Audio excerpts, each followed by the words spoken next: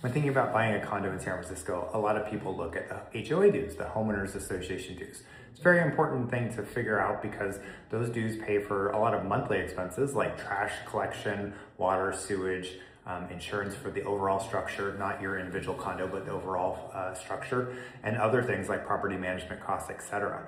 But it's also important to make sure that they are putting money away in a reserve. That reserve fund is for paying for things like when the roof needs to be replaced or the building needs to be repainted. Those are very expensive things that can cost anywhere from $25,000 to $100,000 depending on the size of the building. And by putting money into the reserves every month from the HOA dues, that prevents the HOA from having to come to each member of the association, each owner, and asking them to pay for money when that is due. So they're kind of putting money away for a rainy day. That's very different than a single family home where when the hot water boiler breaks, you're gonna have to pay for that all out of your own pocket. Sometimes people are like, oh yeah, this building must be great, the HOA dues are really low. That's not necessarily always a good thing. That's why it's really important to always review the disclosures on a property before writing an offer, and making sure you're discussing those disclosures with an agent like myself.